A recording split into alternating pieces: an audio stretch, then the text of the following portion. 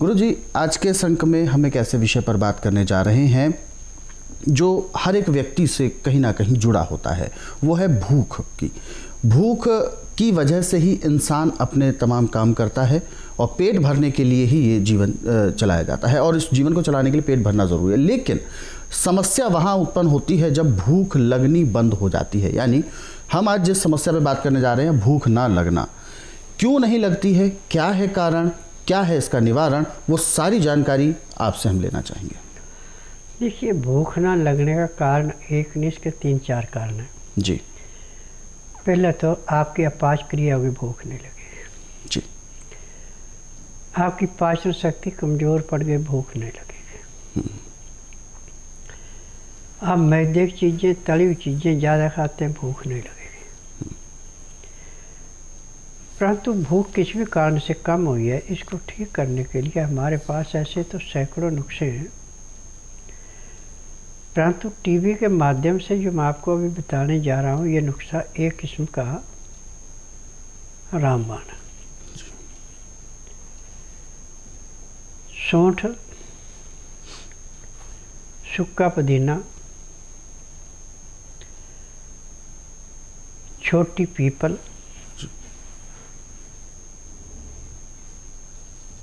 ये आप 10-10 ग्राम लें।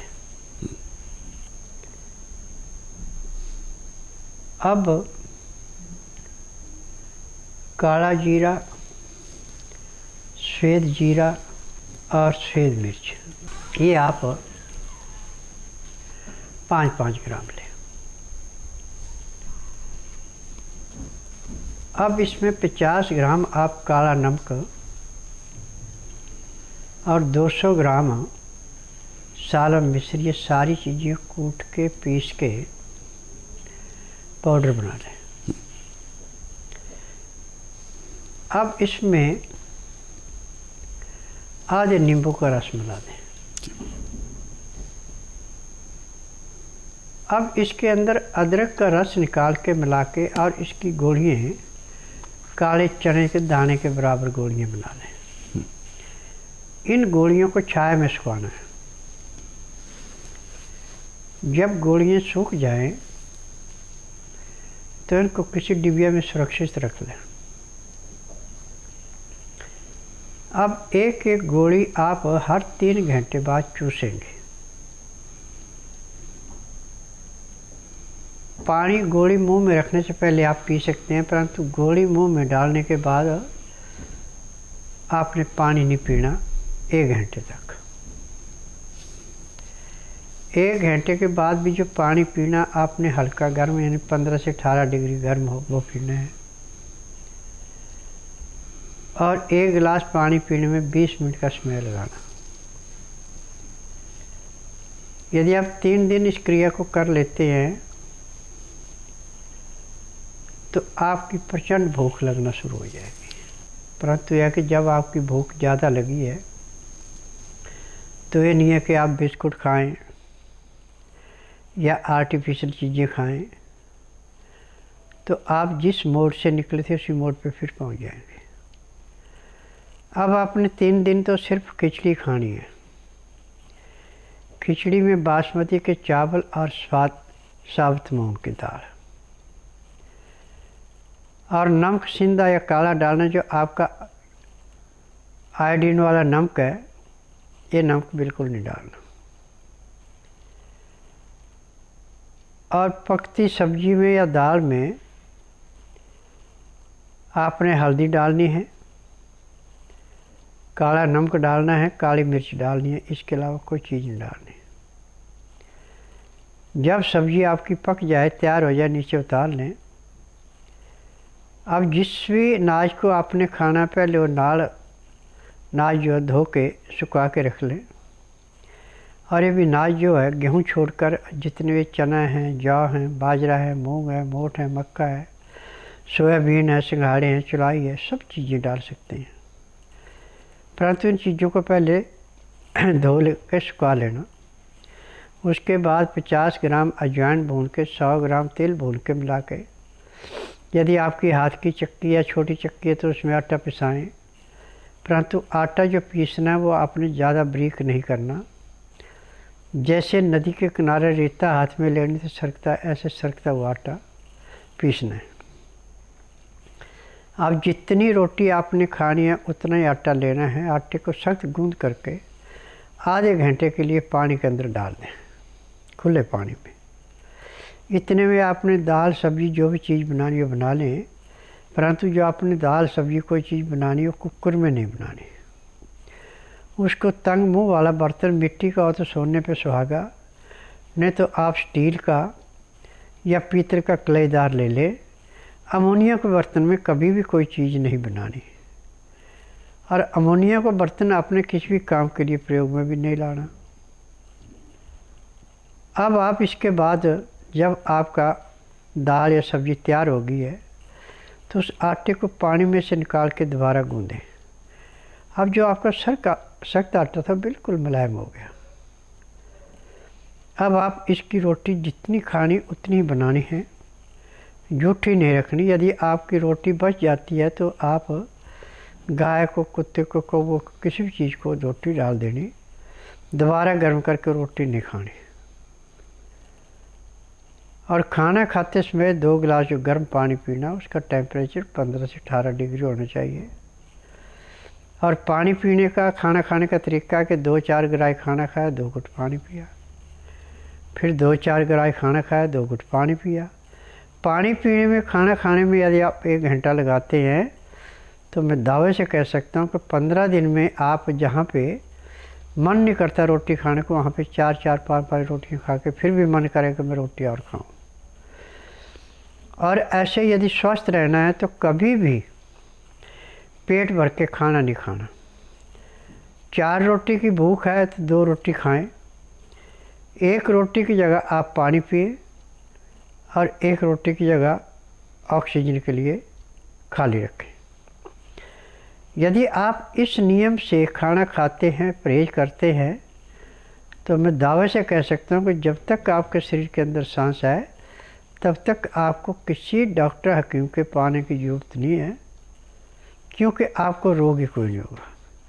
यदि आपका लीवर स्वस्थ है, पाचन शक्ति प्रचंड है, तो आपके पैंक्री, पित्ता, गुर्दा अपना तेज़ी से काम करेगा।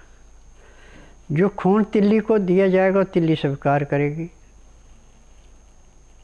और जो तिल्ली का साफ किया खून दिल को मिलेगा, शरीर में दिन दुगने रातें चौगुनी परिवर्तन लाएगा।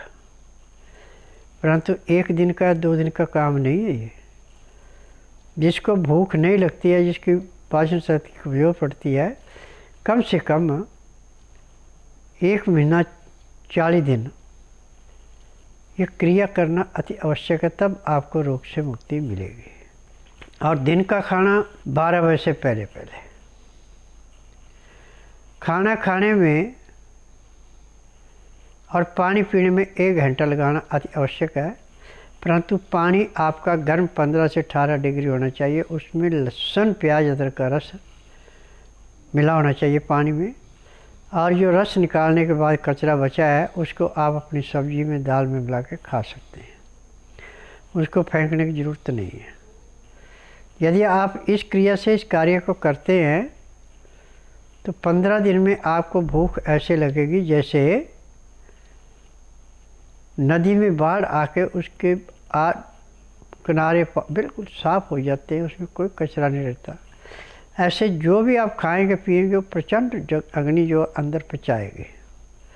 परंतु एक बात का ध्यान रखना कि पाचन शक्ति का उपचार करके भी और पहले भी मैदे की चीज़ें, तली हुई चीज़ें, बासी खाना, बेटाइमा खाना बिल्कुल छोड़ दें।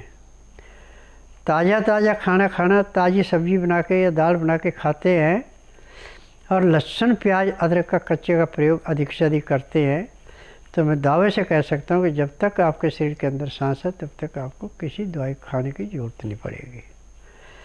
आज पूरे संसार में जहाँ पे YouTube पे मेरा प्रोग्राम जा रहा है वो एक ही बात कहते हैं कि स्वामी जी, हमने टीवी के माध्यम से बहुत से डॉक्टर, हकीम, प्रवक्ता सुने हैं, परंतु जो कुछ आपका समझाने का तरीका है वो किसी के पास नहीं है। और जितने आप खुले शब्दों में कहते हैं कि जिस दिन आएगा मैं उसी दिन 10 से 15% आराम करूँगा, ऐसे कोई नहीं बोलता। तो मैं जब उनको जवाब देखा हूँ कि मैं देखो नाड़िया वैद्य हूँ, मुझे रोगी को या रोगी के परिवार को बताना नहीं पड़ता कि तकलीफ़ क्या है। नब्ज में जो बीमारी मिलती है मैं उसका उपचार करता हूँ। ये दवाइयाँ सारी जड़ी बूटियाँ हैं, पेड़ पौधों की छालें हैं, फल हैं, फूल हैं। ये केवल उसी को दिए जाते हैं जिसका नाड़ी परीक्षण करता है। जिसका नाड़ी परीक्षण होता है उसको दवाई नहीं देते।